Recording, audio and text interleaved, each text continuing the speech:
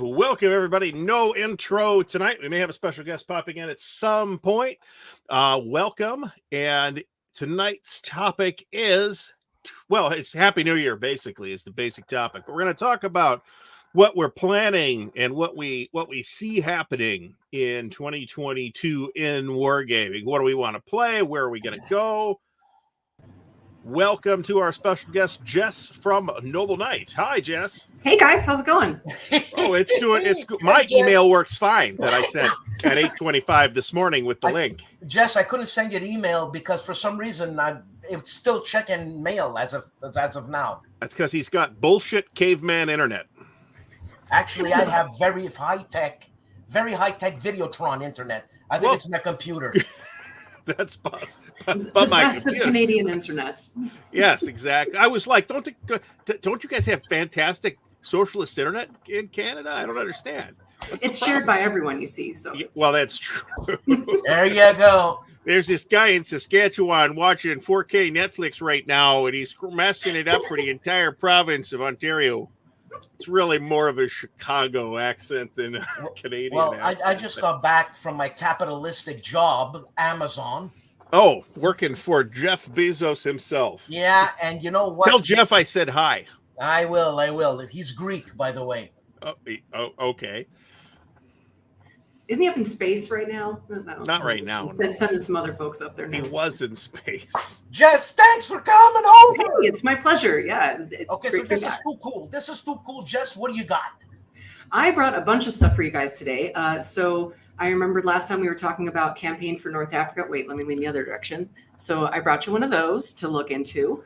I've also I found a set of rules for it that are not inside that box. Well, they are inside that box, but I brought this copy because it was already punched. It's already been looked at and flipped through, so I didn't have to crack the seams on the rules that are inside this lovely box over here.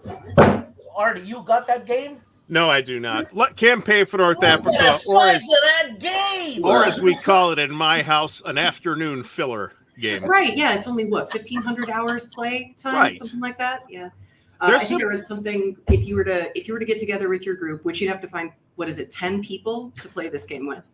So if you've got 10 friends and you play a few hours a week, for like, I think it would take you, what was it, like 2 years or something to play through the campaign? That's the Richard Berg estimate. Yeah.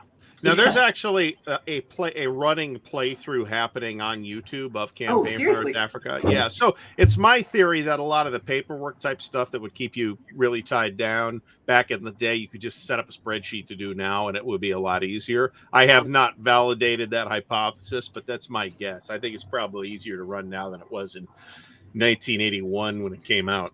Hey, Jess, someone in the comments has an interesting questions. Will the No Enemies 10 coupon code be renewed? I don't see why not. Let's see. Did we not start up another one for that? I don't know. No. I'm blaming Dan for this too. Well, for all of your followers, I will make sure to get you guys a new code really soon. Tomorrow, I'll get you one made. Jess, I also noticed back on your shelf there, you've got the classic Avalon Hill late great Dave Trampier Titan, I grabbed that one from the storefront. I keep looking over my other shoulder because of the video reverse. Where's it? Oh no, that way. Yeah, watch me point to this game on the shelf. Yeah, sometimes I try to pick my nose and hit the wrong nostril. There's a more recent version of Titan from, I forget who published it later, but it does not have the classic Dave Trampier art, which is very flavorful art. Isn't it? I love looking at this thing. It's so I don't know who did that cover, but Trampier did so Dave Trampier is one of the old D&D artists. He did the iconic Player's Handbook cover where you got the big demon idol with the party of victorious adventurers trying to pry the jeweled eyes out and stuff like that. And he did all the art on the pieces and for the board, but that's not his cover. I forget who did the cover on that. Let's see. I've never actually looked inside. I admit I know a fairly decent piece about Campaign for North Africa. I know a woefully small amount about Titan. Let's take a look at this board here. You know, Jess, you're like the perfect partner. You know, do you smoke a pipe? I'm ashamed to admit that I smoke cigarettes occasionally. Yeah, so this is not the board I expected it to be. I was honestly expecting more of a map like. I gotta get my game. Yep. No, it's a modified. It's a soccer ball grid, actually. Something like that. I think. Huh. Yeah, I've never looked at that before. I mean, this one's in really good shape too. This is crispy. Yeah, it's a good game. Like a lot of Avalon Hill games of its era, it takes longer to play than it should, but it's nevertheless quite a good game. Oh man, someone did their due diligence with all these chits. If you look closely, like every counter has different art on it. Like all the different like angels are all different. It's a different piece of art. That is a very well organized copy of Titan they got there. Yeah, there's a whole other there's another set of these chits, but without a lid. So if I pick it up and turn it sideways, it's going to dump it everywhere. So yeah. Oh, those are not my favorite counter trays. We have actually done entire videos about different counter trays and which ones are good and which ones are not. This is actually what kind of slows the game down, is when you get pieces in a space that you have to fight it out on the little battle boards. That actually slows the game down quite a lot. Yeah, I was just noting these all the individual little maps that are in here. Can't find it. You know, the different here's the tower. Huh. Yeah, I should really know more about this. And how much that game goes for? Quite a bit of cash, right? This copy right here, I think was 150. So a fair piece, but not as much as you'd expect. We see them come through fairly regularly, and this one is in tip-top condition for 150. So I shouldn't expect it to be too much. I've actually seen the price on campaign for North Africa fluctuate quite a bit too.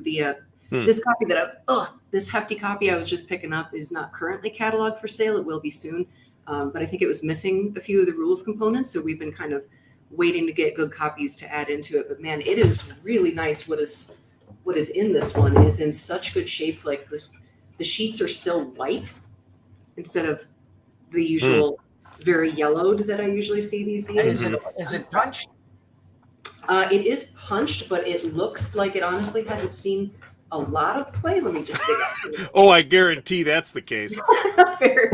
No, and someone did I'm going to be kind of careful with this one too, but someone did a pretty good job organizing their chits in here too. But I think what's missing perhaps in this incomplete copy is some of the chits. Between the two trays that I'm seeing here, I would be shocked to learn if there's 1,600 chits in here. I'll eat my hat. Yeah, I don't think so. Is there two trays or three? Two trays. Yep. So just two trays. Looks a little on the light side. Yeah, a few hundred in each of these. So that's probably what we're waiting to get good additions to, so we can make a perfectly complete. In case you actually are going to try to play this game. Yeah, that's well. It is a terrifying game to a lot of people. So is it an easy game, Artie? No, well, I mean, I don't know that it's that complicated per se, but there's a ton of paperwork. It's very bookkeepy. And a lot of people don't like just that. They don't like that that's in there at all. And it's also fairly complicated and fairly fussy. So, I mean, funny, I think fairly fussy might be a little bit of an understatement even. I mean, are you familiar with the macaroni rule? Yeah, but that's technically optional. Technically. That's the best technically an optional rule. Goddamn racist. So that's Italian's gonna Italian, you know. Yeah, well, you know. But yeah, I think I heard something like that. Richard Berg, when he was putting this out, if people complained about how long it took to play or it being imbalanced, his quote on it was, "No, it's probably your fault. Play it again." Well, he's right to suggest or imply that they didn't actually play it. So that's correct. Yeah, I think I heard he never actually played it. Or never played through it. Oh, I guarantee that it was never play tested in its campaign format. But that's the case with a lot of the really big SPI games. War in the Pacific was like that. They never play tested that. I think War in Europe was like, I don't have confirmation of this from like anybody involved, but I strongly suspect War in Europe and the next war were never play tested in their campaign forms either. So of those big SPI soapboxes, a lot of them didn't get fully play tested. And I mean, it's a daunting task to play test through something like that. I mean, how do you go through at least 6 games yourself, testing it all the way through from beginning to end? That's a lot to ask anybody. Well, a lot of big games this came up in a video I'm preparing for. It's really hard to test big monster games, right? And you're lucky if you get like 1 campaign playthrough. And if you do get more than that, if you get, say, 30 campaign playthroughs, then your playtesting process is probably going to take like 5 or 10 years, which happens sometimes for those monster games that do get playtested. And for those that are released in 2 years instead, that they didn't get playtested. Well, didn't Bruno Sinigalio in Time for Trumpets play tested for 10 years? Yeah, that's a great example, actually. Bruno was literally that thing was like getting play tested for like 10 years. So, Christ, I don't want to look. I don't want to jinx nothing, but I mean, at his age, he could have kicked the bucket any time. Well, yeah. That's what we're all worried about with like Game of Thrones and stuff. They're like, you're gonna die. So Jeff Beeler mentioned that Tom Wham did a game called King of the Tabletop, which was actually in Dragon magazine back in the day, and I played it. I put the tiles on the back of those self-adhesive kitchen tiles on the counters because it was just on like paper. And I played it and liked it. That was re-released by several other publishers as a game called Kings and Things, which you probably have in stock, Jess. Let's find out. I was just checking out. I definitely have the copy of Dragon magazine that it came in. It was in number 77. And that copy of Dragon goes for extra change because of that inclusion. So what? Is Tom Wham because I got a Tom Wham thingy here. He was one of the early TSR guys. And Tom's, as far as I'm aware, Tom's still around and active in the hobby as well. Really? We sure do have Kings and Things. I have never seen that before. Yeah, West End did a version of it, and a couple other companies did versions of it. You've never seen this, Jess? No. Oh, no. Everybody's seen that. Sorry, Kings and Things. I'd never seen that before. I was fully unaware of its existence. Is Tom Wham a war gamer? Well, all those guys were war gamers back in the day. That's true, eh? And a couple of gals, too, for that matter. Where are they now? Lee Gold is still around. She was around in the very, very early days of the hobby and actually is working on a product with Britannia Games Limited, a new edition of her classic, whatever the Japan supplement for chivalry and sorcery was called. I can't remember. And there were a couple others very early on with TSR too. And there's a very early female wargame designer with SPI, whose name also eludes me, unfortunately, because I didn't do the research. But I actually just stumbled across her name again not too long ago. Trying to remember, because I did do my research about this once upon a time, and was it Karen something? Maybe. Oh, I've got that name says something. You know who would know the answer to this question? Jim Ozarski.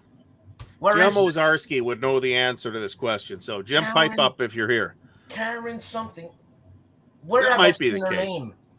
Karen Engelman is co-designer of Crisis Games Columbia and an artist on Rise and Fall. I'm trying to remember the game she worked on. If I could remember the game she worked on, then I would remember. I could look the name up, but I'm drawing a blank right now. I've seen her name somewhere, I swear. We did a display in store, I think it was last year, that was female game designers, and I was like, we've got to include female wargame designers. I know they exist. They are out there. A lot of them are publishing under their first couple of initials, so as not to have names like Karen or Susan on the box, because it can be a slowing factor for purchases, unfortunately. So seriously, they're out there. Sneaky. Sharon Boyd is working on a design with MMP. I can tell you that. There's at least 1 or 2 female designers working on war games with GMT. There's Kai Jensen. And there's Kai too. I would be inclined to count Kai in that circle of folks, actually. Absolutely. She's been so important in so many designs. In developing. Yeah. Speaking, I think you were mentioning earlier about playtesting games and games that take a lot of time to try to get to the table and get played. This is a little bit of a left turn, but I also brought a game with me from home that I wanted to mention to you guys because it is the game most like a war game that I personally own. I think I know what it is. Would you want to take a guess? Root. That's the one. Did I spoiler this? I can't remember. No. Is it fun? Is it fun, that game? I've heard it's fun. It is a fun game. The difficulty with Root for me is finding a few people who want to relearn the game every time we play. Because it is an asymmetric game. Everybody plays with a different faction. They each have their different rules. They each have their different criteria for win. It is effectively a map control game. It looks like a cute little woodland critters romp. It is cutthroat. It is a war game in all but title for me, which I was really surprised to discover on first playthrough. And it can go anywhere between 45 minutes and 4 hours, depending on how your group is playing it, what kind of stalemates you get into, what kind of tactical choices you made. Our first playthrough was very fast because we didn't realize that the little green mice faction that looked like little green toast, little green toast monsters, they're basically viral, and it took over the whole board. They proliferated and just swept the board, and nobody could do anything about it. So you learn with these different plays, all those different tactics that everybody could be taking. So I just want to introduce this as a board game that wargamers might be interested in trying, or maybe if you're more, trying to break your friend group out of traditional board games and into war games, this might be a good intro level one. Well, it's funny that you brought that game up, because that's the game that is mentioned a lot because it resembles Coin, counterinsurgency. I believe that to be an accurate statement. I mean, what she just described, asymmetric. Well, any war game is asymmetric, right? Mm-hmm. Except maybe Tactics 2, maybe those, or Blitzkrieg, maybe those aren't. But those were fictional games and made up on a made up map. The Columbia Games original Victory was like that too, actually. Well, but any war game is asymmetrical. Well, how is it asymmetrical? Explain. I don't get it. What do you mean? Like you said, every war game is asymmetrical. Well, name a war game. Okay. Julius Caesar. Okay, so Julius Caesar, that's the Civil Wars, right? I believe. Okay, so in Julius Caesar has the central position. Okay, I've never played Julius Caesar, so I'm completely making this all up based on the historical situation. So you got the Civil Wars with Julius Caesar versus Pompey, okay, and some renegade senators that Julius Caesar runs out of Rome. But Julius Caesar controls Rome. He can just sit in Rome. His situation is very different from Pompey, who's got to run around the map, gathering legions from Spain and Greece and the Middle East, and to try to challenge Caesar. And Caesar can kind of move where he wants from his position right in the middle of the map in Italy. I got you. So even though there's not like a menu that's different from faction to faction in a game like that, the positioning is different. The balance of forces is different. You take, Napoleon at Waterloo, which is the old, very basic SPI introductory game that they gave away for free for a while. The French come in, but the British are kind of dug in on this low ridge line, and they've barricaded themselves in a couple of these fortified farmhouses, and the French are on the attack, and they have to take those and dislodge and rout the British army, preferably before the Prussians show up and cave in the French flank, right? That's a very asymmetric situation. And virtually, any historical situation is going to be asymmetrical in a similar way. So the distinguishing features of Coin, I think, are the action menus and the way that the card play works. And I think Root has a similar action menu type of mechanic. I think. I've never played Root. They're kind of each faction has a little board that kind of lays out how their game works, the different rules for each of them, the different objectives, and they actually do play completely differently. Some of them are more like a deck builder. Coin. It's Coin. Yeah, but then there's also the other sort of signature Coin mechanism, which is the deck of cards, which is that there's an event coming up. You don't have a hand or anything, right? Unlike many card-driven games. You have an event card. The event card comes up, and then you're playing through this event card, but you see the next card. If a game has both of those mechanics, then I think you can call it a Coin, a very similar to Coin. If it only has one of those two mechanics, then it maybe has some similarities to Coin. Having not played coin, I don't Does Root have cards? It does, but not too much. Sorry, I'm trying to dig out some of these things. There are some of the factions have more in the way of cards than others, but there are some. There is, a few for each different faction. There's some quest cards and things, little overview cards, but they definitely do not have the same forces. They definitely don't have the same movement rules, the same objectives, or even the same gameplay style. Some of them feel more like a worker placement. Some of them feel more like an economy driven, where you're trying to take over by virtue of control of the resources, whereas other ones are actually, combating and taking over locations with violence, with woodland violence. But they're just so cute. They're so adorable, and it's very adorable. It is very adorable, and it is mean. And of course, chits. Let's not forget that there are chits. Oh my God! Lots and lots of chits. So let me remind everybody to please thumbs up the video and subscribe to the channel. If you're not subscribed to Dan, go over to Dan's channel and subscribe there too. There's a link in the video description.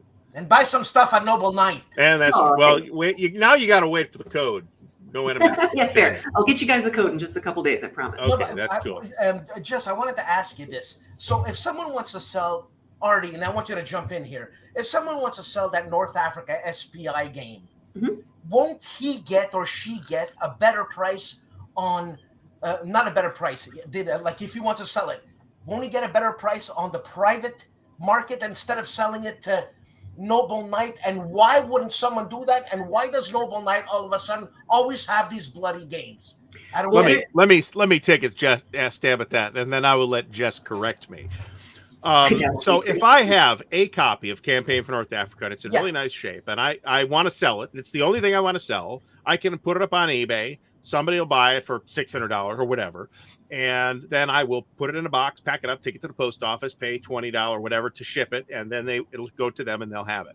But let's say I have Campaign for North Africa and 70 other games to sell.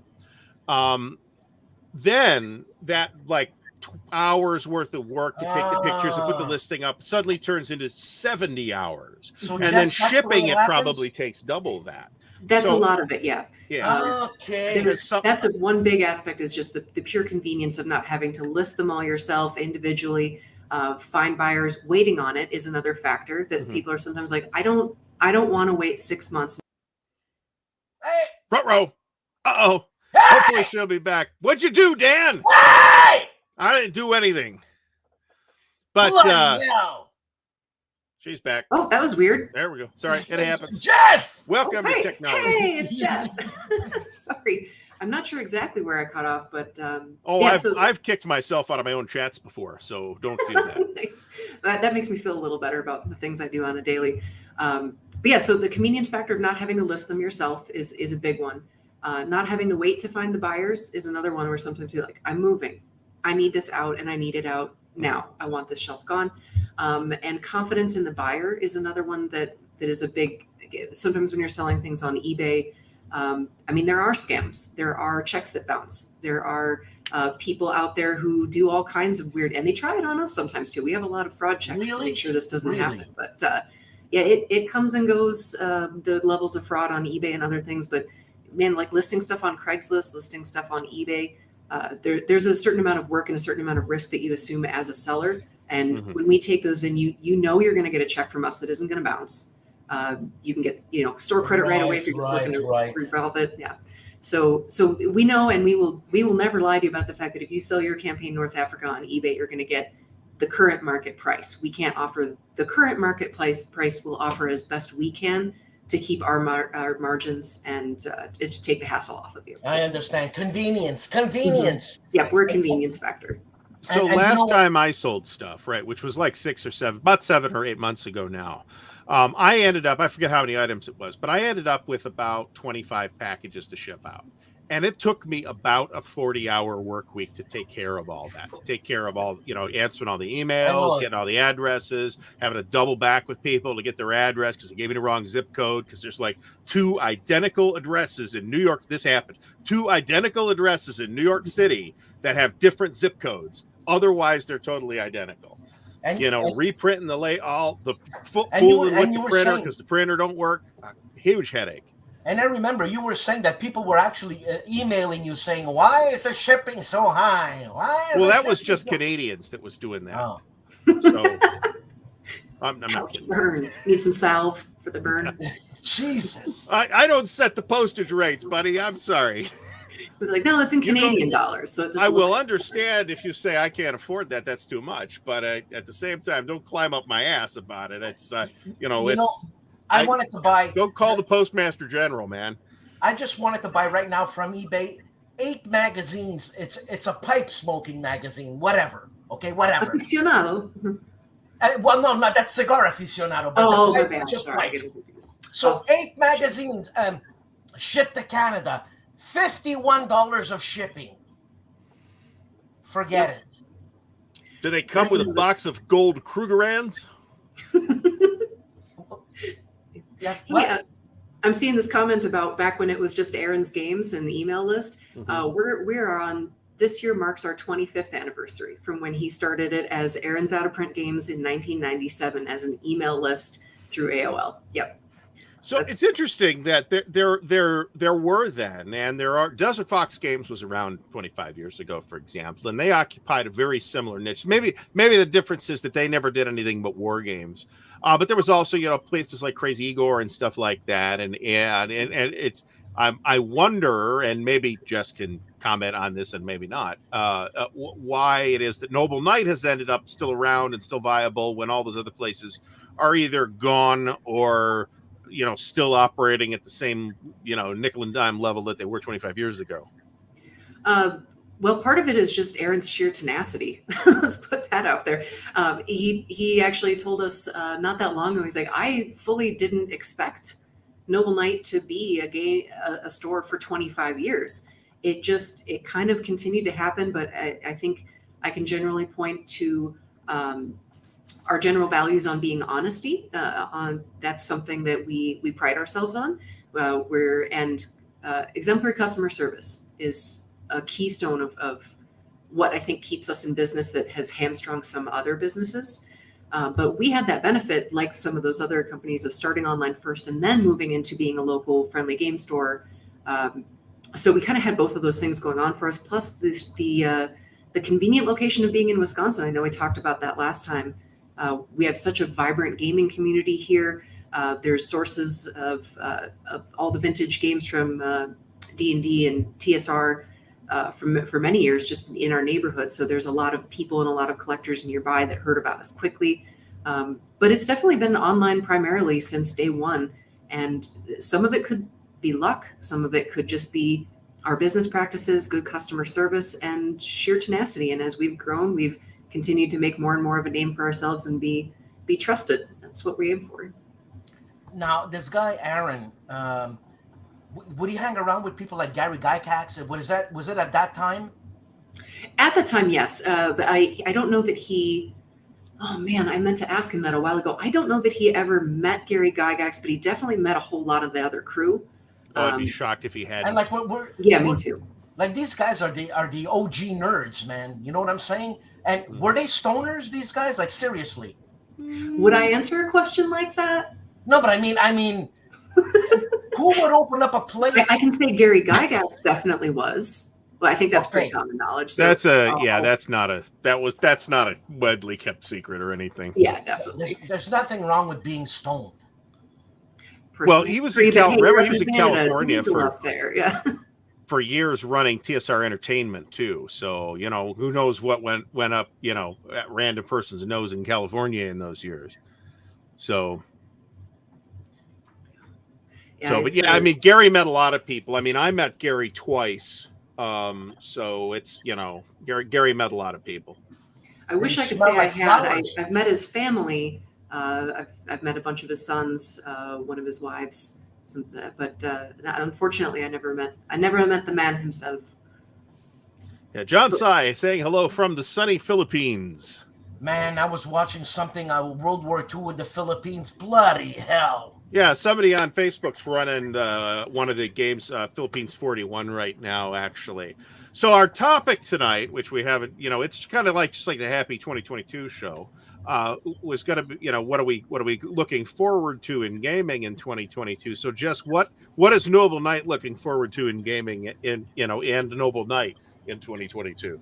Well, like I mentioned, with it coming up on our 25th anniversary, we're looking at doing, hopefully, and knock on wood, we're going to do some events. We're going to have some special sales. We're going to put out a special 25th anniversary t-shirt. I'm sure I could send you guys a couple.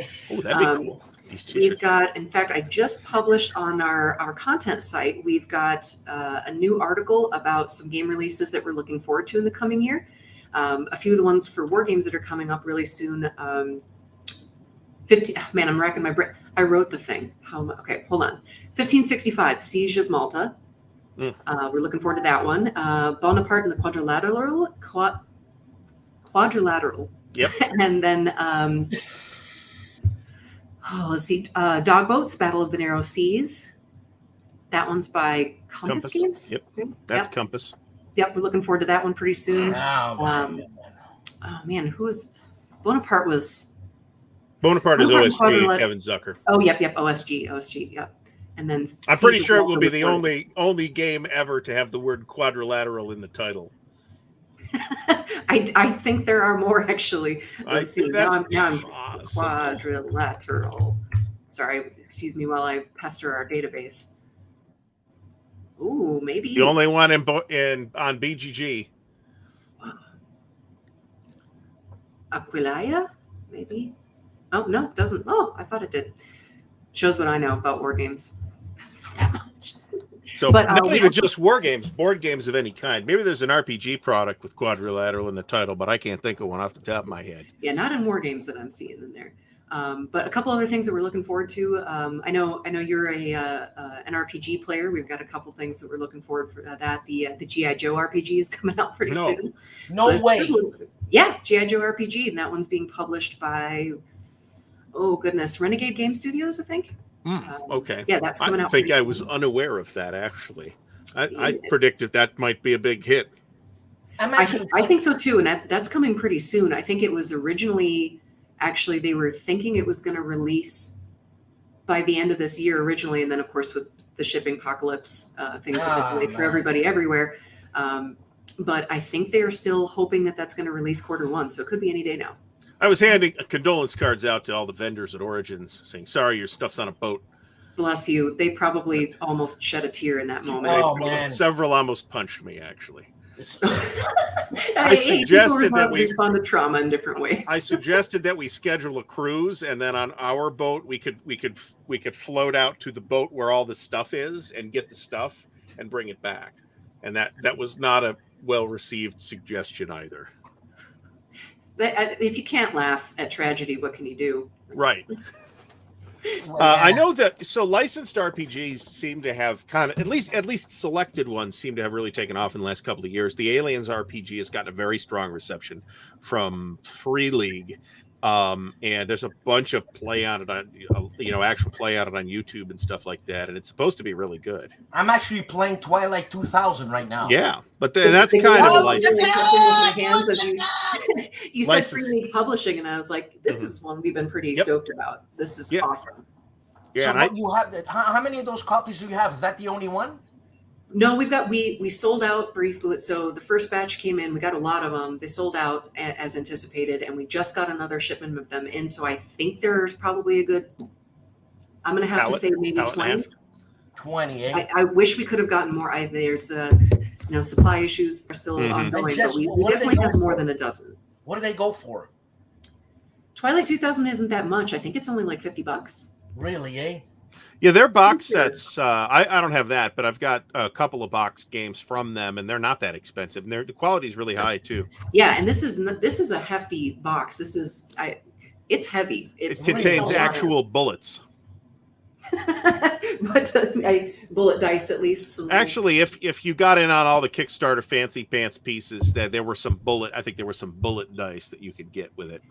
But we sell bullet dice too. I don't know if we're sold out again, but Artie, RPGs. You never got into like war RPGs. You were always like fantasy. No, I never did because I had the War Games outlet to satisfy my craving for military history type stuff. I'm aware of several historical RPGs. Certainly, I had like every one of those old GURPS 3rd edition historical source books that they did like 80 of them over the course. And they were great, but never did I run or seriously consider running or play in anything remotely like that. Now, we did use like historical fantasy from time to time. I ran Ars Magica for the better part of a decade as like our main game. And that's set in a fantasy medieval Europe. So I would do tons of research about who was the king and who was the Duke of Mercia at this particular time in English history and that kind of stuff. So, man, and how many RPGs would you play at the same time, man? Probably never more than 3. Maybe 4. God, I wish I was a geek when I was younger, man. So there was a club back in the Cleveland area where there was like a Sunday night game night and you had like a slot. So there would be, most games would run once a month. So you could easily play in like a couple of games, 3 or 4 different games. Right. And then maybe run something too. So that's not me, Dan. Hey, it's me. Dan, it's me. Dan. I had fear that I had left my phone unsilenced for a second there. I'm usually pretty good about that, occasionally.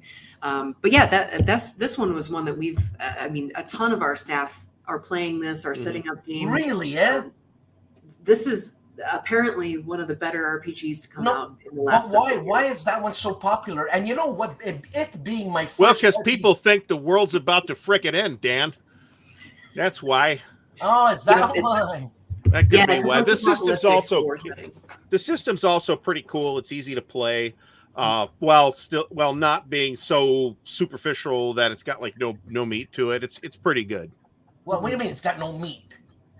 No, it does have meat. That's what I'm saying. Oh, and it's got enough meat that you don't feel like it's you're gnawing on a meatless bone. You know what I'm saying? What would you consider a like lots of chrome type RPG, lots of detail and this and that compared to Twilight 2000? Chivalry and Sorcery. Jess, do you have Chivalry and Sorcery 5th edition in stock? Ooh, let's find out. I think so. What is that? I think there's a supplement coming out for it. A TSR? No, Britannia Game Designs. I did a flip through video of the new book. It's very nice, big, thick book. But that's pretty much the very high end of RPG. Chivalry and Sorcery 5th edition? That's it. We've got that. Big fancy. And Jess, you play RPGs still today? I do. I'm not actively in any games. The last one I was running as GM, but pandemic at times made things a little bit more difficult, and a couple of the players in my group also had a baby during the pandemic, so now it's there's a couple of RPG groups going on within our staff, and I keep meaning to try and fit in there too, but it's been about a year since I've been in a solid campaign rather than a series of occasional one-offs, but it's really. And how long does a session last usually? That's pretty wide range. Anywhere from a couple of hours to all day. Really? Yeah. It depends what people have got time for. We here on site from time to time, I think a couple times a year, the local D&D Adventurers League runs a charity marathon event where they play for all morning till night for 14 hours for charity on a collaborative, like a big setting where everybody at the multiple tables are all working towards the same goal. So it might be a campaign where, for example, maybe it's a siege of a castle. So you've got one table that's doing kind of a sneaky infiltration. Their mission is to save so-and-so from the jail cells. And maybe another group is off, fighting the archers or loading siege weapons. Maybe they're trying to negotiate peace with the king. So everybody's got different pieces. And so the whole crew and all the tables collectively succeed or fail at the mission. And they'll do that for a whole day, with proceeds going to charity, in which we'll provide prizes that you can bid on, or people can purchase tickets to get player bonuses. I'd like to buy some new loot for the second half of this game. So it's a lot of fun to raise money for charity that way. Now, what's the average age when you talk RPGs? That also is pretty. I would have once upon a time said the average age. Well, when D&D started, average player age was probably much closer to 18 than it is now. that it was a younger audience, right? A lot. I mean, the creators were a little bit older, but a lot of the formative players were teens when they started playing. Then it kind of grew. A lot of the TSR staff were teens when they started the company. Yeah, true. And then the player age kind of got older and older on average up until about 2010, at which point it started to kind of even out and dip back down. So, for example, in our Adventures League groups that play here, age ranges anywhere from low teens to 70 years old. Really? Yeah. Yeah, we try to have at least. Well, they're on an end of year hiatus right now, but we try to have a table for younger players, and sometimes it's young enough players that their parents come with them. I've seen 9 or 10-year-old kids playing with their parents at Adventures League tables. There's tons of RPGs now for any age group. I've seen a lot of them for that are intended for kids that can barely do math. So there's a lot of great things that, depending on which system you're looking into, how long the play session will last, who it's aimed for, what kind of vibe you're looking for. Are you looking for crunchy? Are you looking for light? Are you looking for storytelling? Or are you looking more for action and combat? Really, whatever you're looking for. Like, here's another one that I really wanted to do for a long time. Call of Cthulhu, of course. Call of Cthulhu is awesome, great system that I've never had a chance to really play in a game.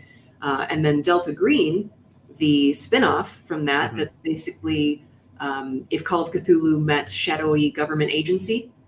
And so this is a new one for Delta Green. This is ArcInt. It's based on archaeological intelligence. It's a source book about the weird. Well, I'll just read the back of it. It'll do a better job. Let's see. Some analysts develop signals intelligence. Some develop human intelligence. Delta Green deals in older secrets. It needs ArcInt, a study of appalling dangers left in hidden places. It needs agents to look into the horrors so that others can turn away. Agents like you. So hold on a second. I got another question here. So you talked about systems, okay? Some systems are crunchy, some system. But me, I think RPGs, an RPG is an RPG is an RPG. Right, wrong, right, wrong, wrong, right, wrong. And so that one there you just pulled up. You need a game. You need a game master, right?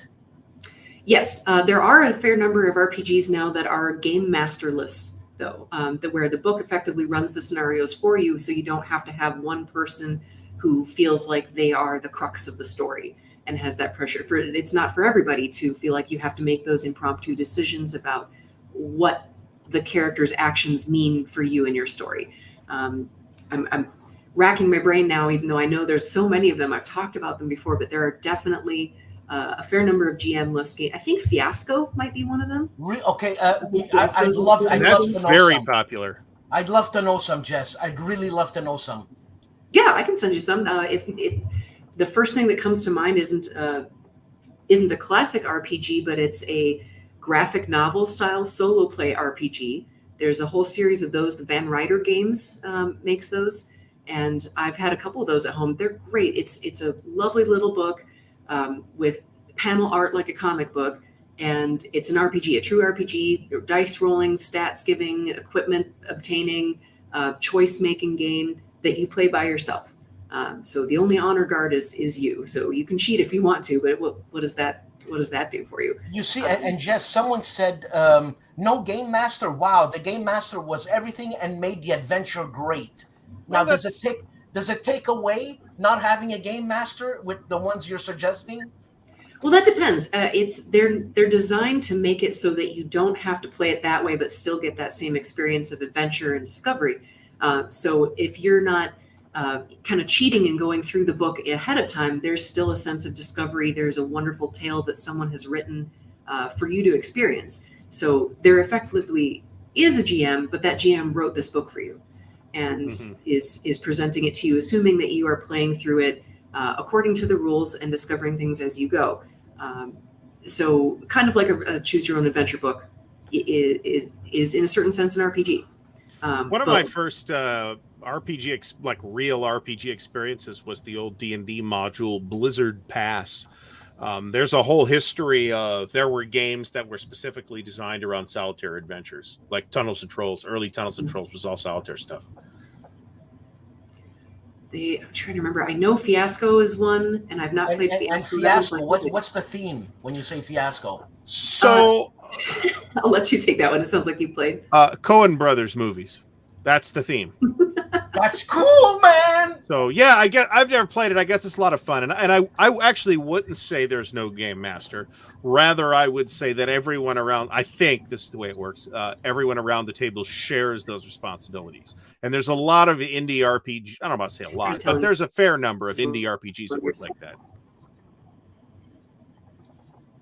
Well, Jess, on Noble Knight, I just go on RPG and I check them out. Well, yeah. As in like a library. I don't go to war games. I don't go to RPG, man. I mean, I will tell you what, I will work on sending you a list of some GM-less RPGs because I keep running across them from time to time as I'm writing the newsletters and looking at new games. But you've given me a wonderful idea for a content article. So our content site is play.nobleknight.com. We always have some, new games we're looking forward to, unboxing, stuff like that. And it would be a really good idea for us to put together a collection of GM-less RPGs that we could put together into a collection and maybe write up something about. So thank you for the idea. I will work on that. And if you're in the UK, they had that whole series back in the, I think, 80s, the Fighting Fantasy game books, of which there were like several like side series or something like that. And I think that started out as an Ian Livingstone, and now Sir Ian Livingstone, by the way, and Steve Jackson, UK Steve Jackson type of thing.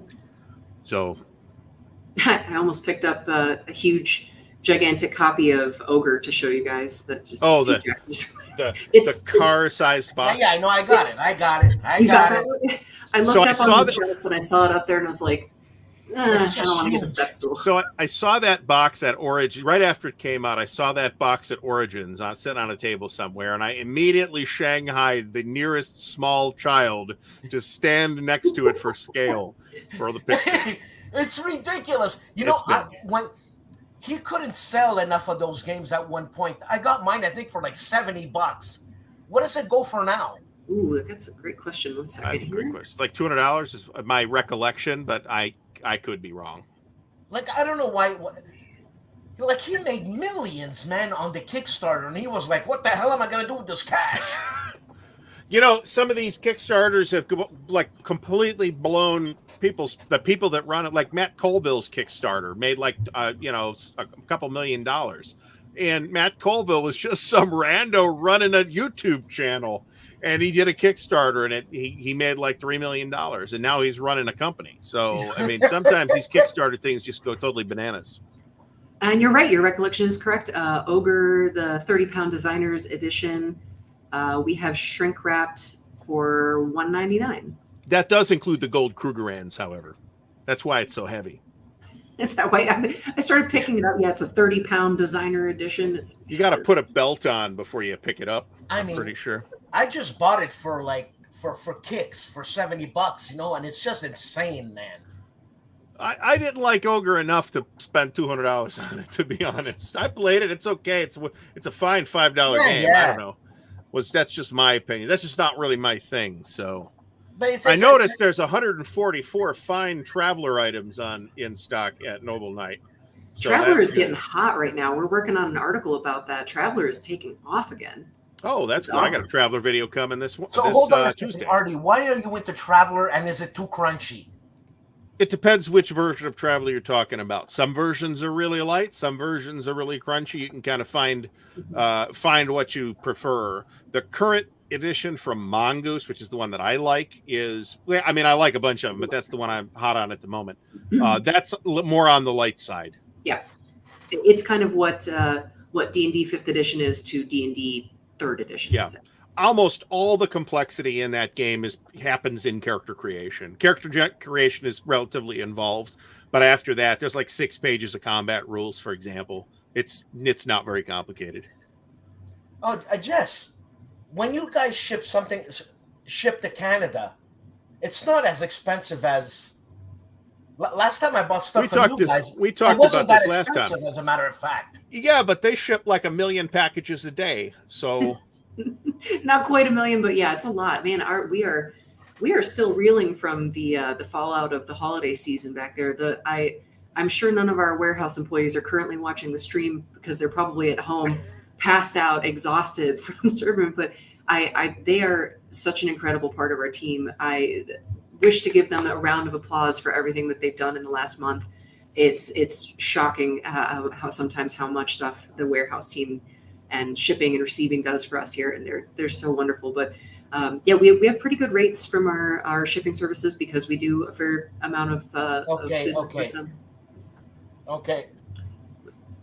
So $2.95, meaning you overpaid for it, Dan. Well, hold on a second. It was something like that. Okay. Yeah, it was a little. Where is that one? There are still companies doing like tiny mini games and stuff like that, though. In and out. $2.95. In and out. Well, no, but you can't buy a McChicken for $2.95 anymore. This one that just came out, Antietam, which, by the way, White Dog Games. Yep, White Dog Games. Really nice people, by the way. And I met a couple of their designers actually live nearby. Jonathan Carnell, I believe, is one of their designers. This game is super light. This is a low complexity, fast play game. It's still your classic, war game hex encounters. But this, their materials are always really high quality. I've been very pleased with everything that they put out, and I appreciate the art that they always have on their games. Everything looks really fresh and distinguishable. They don't. If you'll excuse me, I occasionally, sometimes when I see a lot of war game covers, I have to admit that a lot of them look exactly the same to me.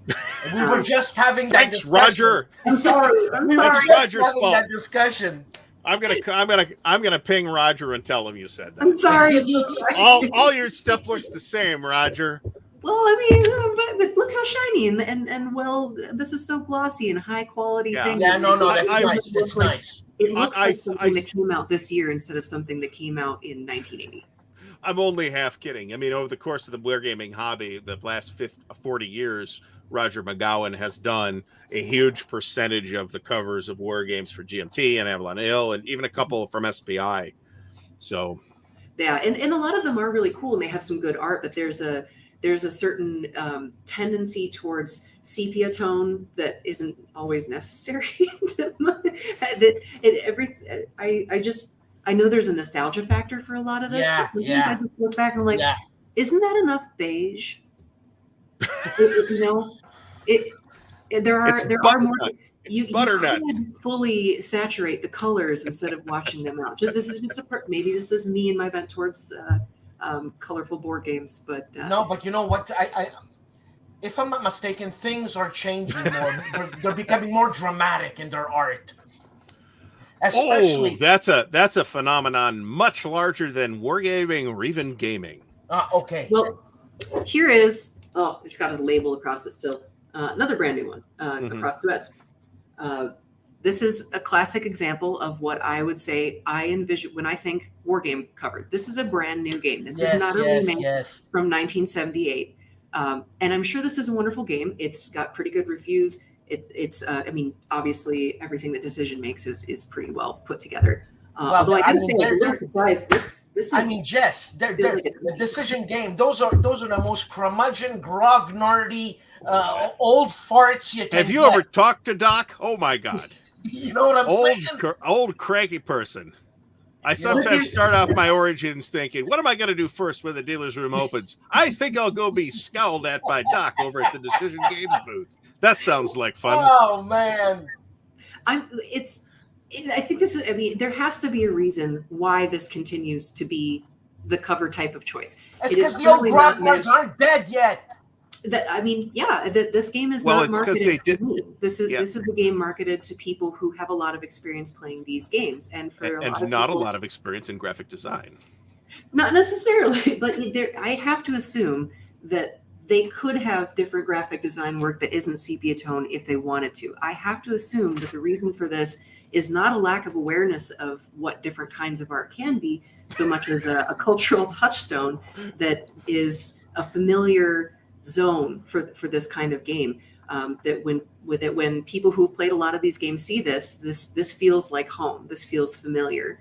So I can't imagine that they are completely unaware of the ability to make different kinds of covers. It's got to be because it resonates. So it presents challenges to me occasionally when I go to find graphic results to share this new release game, and what I find are things that just look like that as the cover art on their website, That's that's a challenge to me. That's a super interesting point, actually, that I think we are not going to be able to explore in depth in the remaining 5 minutes.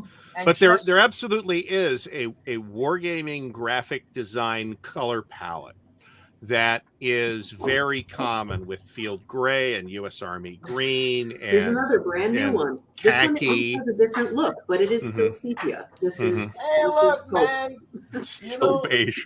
Can I do a search for beige games on the Noble Knight website?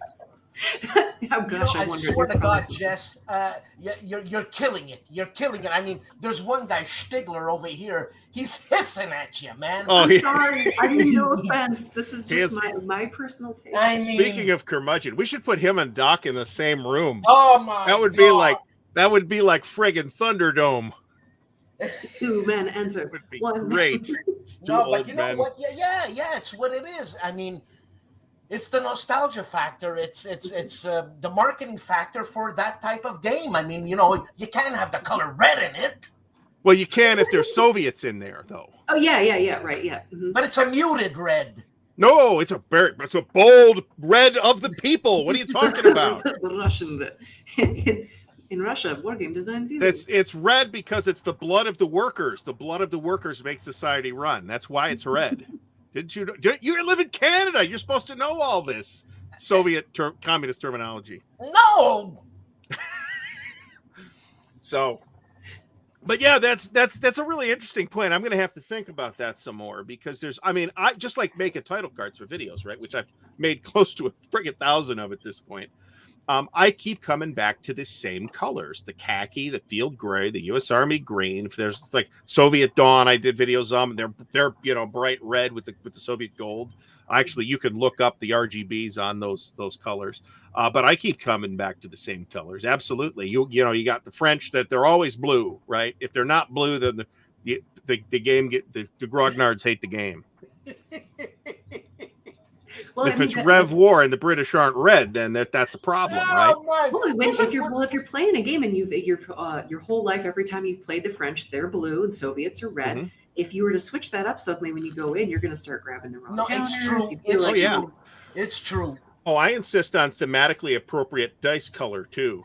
So if you're playing the British, you get the red dice. If I'm playing the French, I get the blue dice. I'm playing the Americans, I get the green dice, or possibly the red, white, and blue dice. Wasn't there a big splash on some company made a game, and the German gray blues weren't gray blue enough or something? That's Victory, and I think that's Victory. It's another Jim Ozarski question. I think that's Victory and Glory, and the Prussians are purple. And just mention that game or Prussian purple in front of Jim, and you'll see his head fly off his head, spin around, and come back down. Meanwhile, I have another bone to pick with paint color makers. That sometimes, especially Games Workshop, why you got to name something Stegadon green and it's blue? What? Why? Stop it. Well, I don't know. But no, there's so many paint lines. They know their market. They've got Prussian blue for a color. They've got American Army field soldier gray. They've got different colors that are historically researched to actually actively match the historical context armor of whatever army you can possibly think of. Someone's got a very carefully coded color for that. Damn right. And then somebody playing it will be colorblind and won't be able to tell the difference between the British and the Italians. So I'd actually like to do a show on that subject, but I'm not qualified to talk about being colorblind because I'm not colorblind. Same. I've actually been wanting to put together an article about games that work best for colorblind people or games that have taken that into an account. It is increasingly more common, but there are a fair. I mean, I have a really good friend who's colorblind, and when we play board games, it is occasionally a very big challenge for him. Yep, same thing. Are you colorblind? No, not me. I got a friend, and when we play Trivial Pursuit, I can't say green. I gotta say science and nature. There's a chart for a graphic designer oriented chart that you can download on the internet that will show you what the colors look like to people with different kinds of color blindness. Mm-hmm. So you can actually, even if you're not colorblind, resources are out there to help graphic designers work with stuff like that. Yeah. And there's also color blindness correction glasses you can get now. We all chipped it. They are not cheap, but my friend group chipped in and we got our buddy some color blindness correcting glasses. They work best when outside though, so they look mostly like sunglasses. Huh. They work inside, but not as well. Look them up. We're off topic so badly. I'm so sorry. Welcome to the show. This has been one of our more focused episodes. Yes. Well, if you feel like having your emotional strings pulled, go look for YouTube videos of people being given their color blindness correction. Yes, I've seen it. That's some neuromancer cyberpunk bullshit right there. I had no idea that was even possible. Yeah. No, technology, the future is now. But you know what, Jess? The more tug your heartstrings, the people who can't hear and get implants, that's the one that kills me. Yep. Oh man, that like the children when they're hearing mom for the first time. Like, I don't even like kids that much. Stop it. You know, and when are they going to do glasses for ADD? When are they going to do glasses for ADD? They're still working on that. We have hammers for ADD. I could use some of like the horse blinkers. So you're funny. There you go. No, I need those too. This is not a judgment. I could really use sometimes. Because I'm ADD big time. Do you have the object permanence thing where you forget what's in your fridge? Man, I look, I can't even talk. I forget words. You're doing great. I forget stuff all like, where are the hot dog buns? Where they were last time? Where were they last time? What is that? And there's like two places they could be, and yet you can't put it. For some reason, can't put it together. But if you tell me what was the 241st Rifle Division doing, on January 1943, I could probably come up with something. Yeah, I love those random factoids that come up and they take your brain space so that you can't possibly remember the name of someone who just introduced themselves 15 seconds ago. That's a good one. Yeah, I can give me a movie to quote and I'll do it. But But, hi, my name is John Smith. I'm like, hi. I'm not as good with the movie quote. I'm okay with movie quotes, but I know people who can literally talk in nonstop movie quotes all day. Oh, yeah. And that's crazy. I can't do that. So, all right, we are out of time, folks. I'd like to thank Dan for messing up all the invitations, and I'd like to thank Jess for coming, nevertheless, and being a wonderful sport once again. Please do give it a couple days on Noble Knight's website. God. Use the discount code NoEnemies10. And they got tons and tons of good stuff there. So everybody have a great night. Thanks for stopping by. Don't forget to subscribe to the channel, like the video, Patreon, patronage, all that stuff. Thanks, guys. It was a pleasure.